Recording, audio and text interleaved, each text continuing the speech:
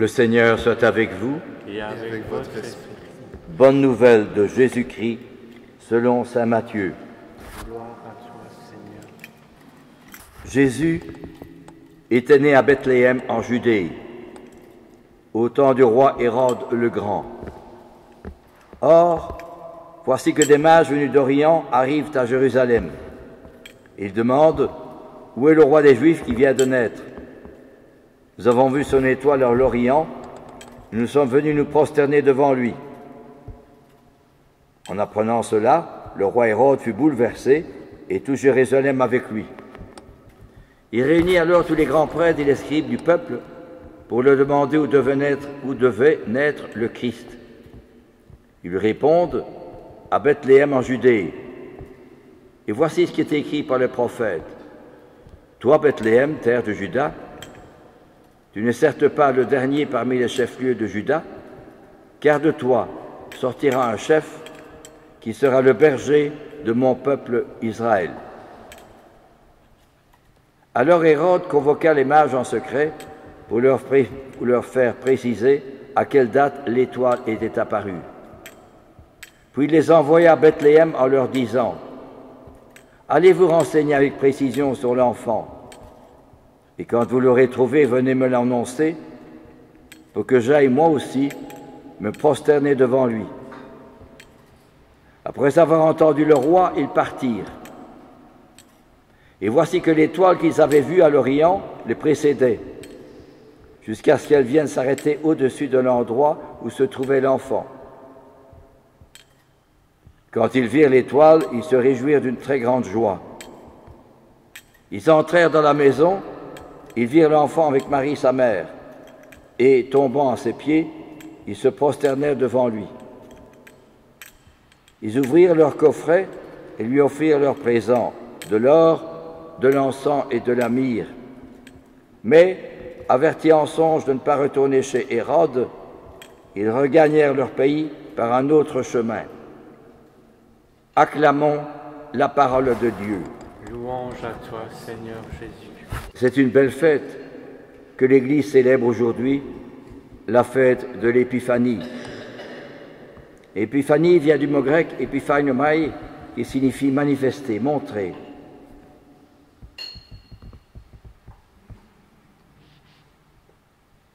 Ce qui veut dire que les premiers chrétiens disaient que ceux qui recevaient la Sainte Eucharistie étaient des Christophores, c'est-à-dire qu'ils portaient le Christ dans leur cœur.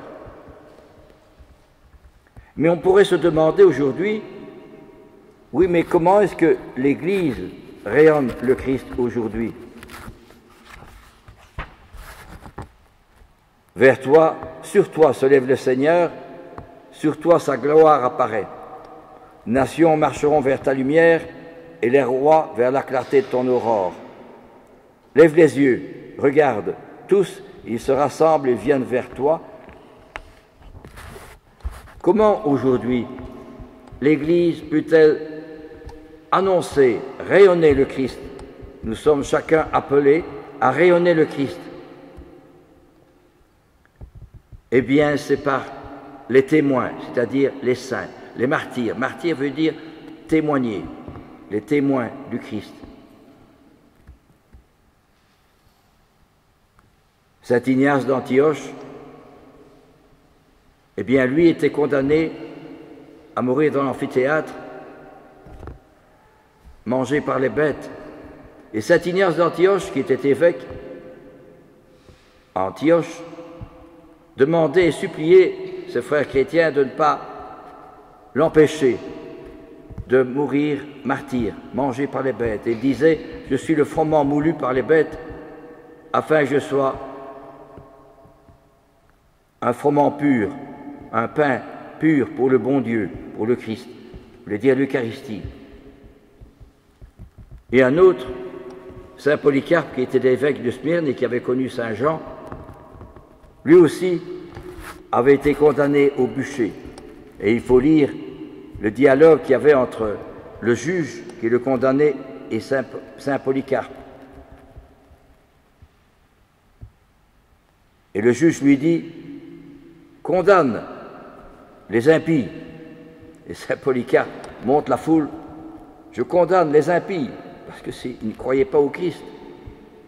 Alors lui, saint Polycarpe a été condamné au feu. Et les premiers chrétiens racontent que le feu a fait une voûte autour du corps de saint Polycarpe, qui était très vénéré à l'époque. Il avait presque 90 ans. Et il s'est éteint comme cela. Et vous savez aussi que Jeanne d'Arc, qui a été condamnée au bûcher également, par un jugement inique, elle a crié au moment où les flammes l'enveloppaient, elle a crié « Jésus, Jésus !» Et après que le feu s'est éteint, on a vu une colombe dans le ciel qui venait au-dessus de l'endroit où elle avait été brûlée. Et alors, ce sont les premiers témoins du Christ.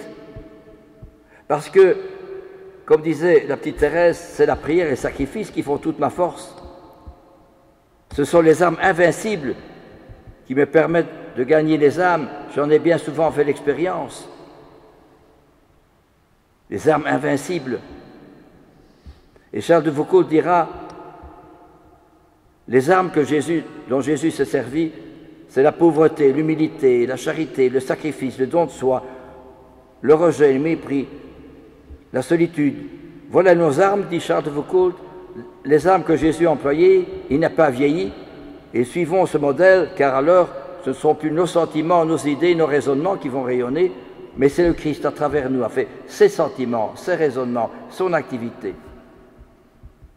Et lorsque les carmélites de Compiègne étaient condamnés à mourir sur le bûcher, ils ont fait le vœu de mourir martyrs, de mourir par le feu. Toutes. Elles étaient une vingtaine de carmélites. À ce moment-là, il y avait des vocations. Et alors, on raconte, elles sont allées sur un chariot, sur la grande place où était pour l'échafaud, où elles devaient mourir chacune en montant sur l'échafaud. Et toutes chantaient le Veni Créateur, l'hymne à l'Esprit Saint. Viens Esprit Saint, Esprit Créateur. Et toutes, chacune des moniales se mettait à genoux devant la prieure pour demander sa bénédiction, puis elle montait sur l'échafaud pour se faire couper la tête. Eh bien, c'est comme cela, et c'est pas autrement que l'Église trouve sa force, son énergie. On me dirait, oui, mais aujourd'hui, il n'y a plus beaucoup de séminaristes. Non, c'est là et pas ailleurs. Pour nous autres, et moi le premier, quand nous faisons quelque chose, nous faisons des réunions, des discussions, des rapports, des papiers, des discussions et tout ça, c'est évident. Mais eux pas. Et aujourd'hui, dans l'Église, c'est un paradoxe, on parle d'homosexualité, il faut respecter les homosexuels, bien sûr. Mais est-ce que ces saints-là, ces martyrs-là, ils ont trouvé autre chose que la prière, le sacrifice, le don de soi, la générosité, la pauvreté, l'humilité, l'élever de nuit pour sauver les âmes? Ça, c'est la force de l'Église. C'est pas autrement. Et voilà que, justement, notre Seigneur vient nous dire cela. Et ces carmélites qui montaient sur l'échafaud en chantant le Veni Créateur, pas une n'hésitait à monter pour se faire tuer. Et la foule était médusée en grand silence et se demandait, mais pourquoi est-ce qu'on les tue comme cela? Pourquoi?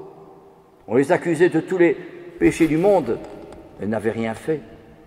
Eh bien, voyez-vous, c'est là et pas ailleurs que se trouve la force, l'énergie, le courage de toute l'Église. Et Tertullien, qui était un grand évêque du début de l'Église, disait « Sanguis martyrum, semen Christianorum », c'est le sang des martyrs qui faisait la semence des chrétiens. Eh bien justement, c'est parce qu'eux ont tenu bon jusqu'au bout qu'ils ont eu un si grand rayonnement. J'en veux pour preuve encore tant d'autres qui ont versé leur sang pour le Christ. Un jésuite au XVIe siècle ou XVIIe siècle qui était chez les Iroquois au nord de l'Amérique et qui a subi des supplices graves. Je l'ai déjà raconté, mais bis repetitur placet. Il a été délivré par les Hollandais qui arrivaient à ce moment-là. Il est retourné dans son pays, en France. On lui a demandé, mais qu'est-ce qui s'est passé que vous avez tant souffert le martyre? Et il a raconté les supplices qu'il avait subis. Et tous les gens étaient, c'est pas possible, vous avez beaucoup souffert. Et Isaac Jogues, le prêtre, jésuite, répond, ce sont mes péchés à moi, pas un tel, mes péchés qui m'ont empêché de recevoir la grâce du martyre. Et il est retourné chez les Iroquois, évidemment, il a souffert le martyre et il est mort martyr. C'est là, et pas ailleurs, que se trouve la force, l'énergie de l'Église. Pas ailleurs. C'est un paradoxe. C'est le paradoxe de la croix. Comme disait Charles de Foucault, Dieu construit sur le néant, c'est par sa mort qu'il a sauvé le monde, c'est par le néant des apôtres qu'il a sauvé, qu'il a construit l'Église, c'est par le néant des moyens humains et la sainteté que la foi se répand et que le Christ rayonne. Ce sont des paroles assez étonnantes, seulement il l'a vécu. Il l'a vécu. C'est cela qui nous manque, frères et sœurs, de prier pour que des chrétiens retrouvent l'exemple des aînés, pour retrouver des gens qui sont convaincus, persuadés qu'au cœur même de la détresse, de la solitude, de la difficulté, des problèmes, des contrariétés, c'est comme cela et pas autrement qu'on construit l'Église. Et je vous parle avec conviction parce que si j'ai pu accueillir des milliers de jeunes pendant plus de 50 ans, à travers des difficultés, des problèmes où je me demandais bien comment je m'en sortirais, des jeunes de la rue, c'est uniquement grâce à notre Seigneur présent dans sa sacrement et à la prière. C'est la prière et le sacrifice qui font toute ma force. Ce sont les armes invincibles que Jésus m'a données. Elles peuvent bien plus que les paroles toucher les âmes. J'en ai bien souvent fait l'expérience. Amen. Alléluia.